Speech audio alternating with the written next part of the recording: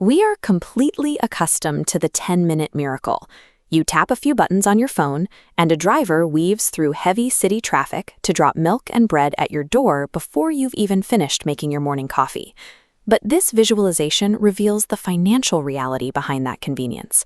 When you look at the unit economics of a platform like Blinkit over a single year, the losses on individual grocery orders rapidly accumulate, resulting in a 292 crore rupee deficit on their core delivery operations. Yet, as we map Wall Street's assessment against those very same losses, a massive contradiction appears. Goldman Sachs recently valued this exact operation at $13 billion. To put that $13 billion into perspective, that valuation is significantly higher than the same parent company's established profitable restaurant food delivery business. Markets rarely award such high premiums to logistics networks that lose money on every transaction. The math suggests that investors are pricing a revenue stream that exists entirely outside of the delivery fee. To find where that revenue is coming from, we have to audit the user experience. Let's walk through exactly what happens on your device from the moment you initiate an order. First, your phone lights up with a push notification, letting you know a specific brand of bread is back in stock. This inventory alert was purchased by the brand to place their product at the top of your mind the moment you wake up. When you tap the notification and the app opens, a massive, animated banner takes up more than half your entire screen. This is prime digital real estate, rented to whichever company wrote the largest check. This flowchart illustrates exactly what happens when you type a product into the search bar. The algorithm bypasses organic relevance entirely, awarding the highest visibility to the brand that won the active bidding war for that specific keyword. As you head to the checkout page, the app suggests a bag of chips or a soda that pairs well with your cart. These are guaranteed, strictly paid placements designed to capture impulse spending at the final second.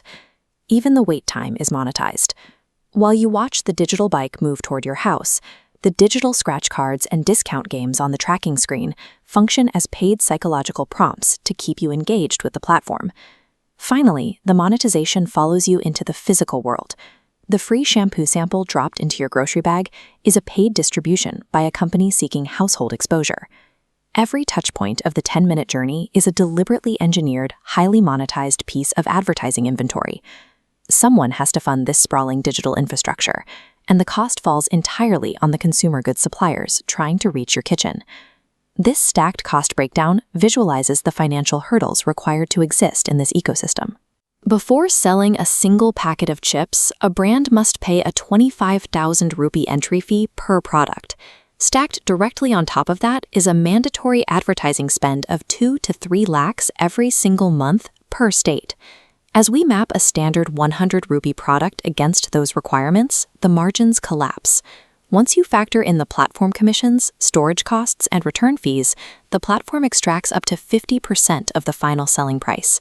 The real-world consequences for founders are severe.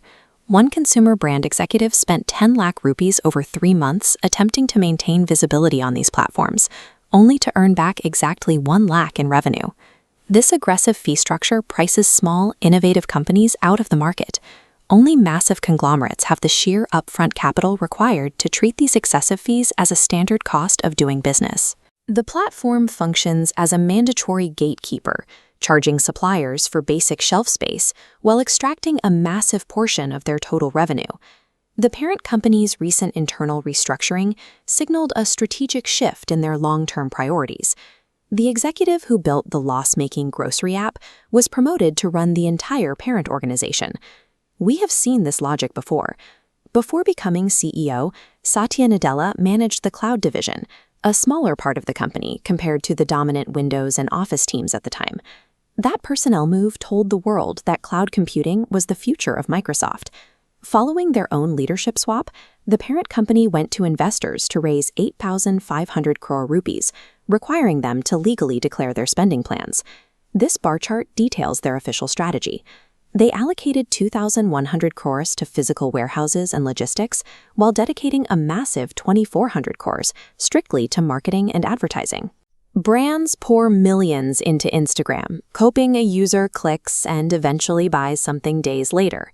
Here, the user already has their wallet out. The conversion happens instantly. And the brand knows the ad worked because the physical product arrives at the door in minutes. 10-minute grocery delivery is an incredibly difficult logistics puzzle that loses money by design. It functions as the entry point for users, allowing the company to build a database of shopping habits and sell the most efficient digital advertising space in the country.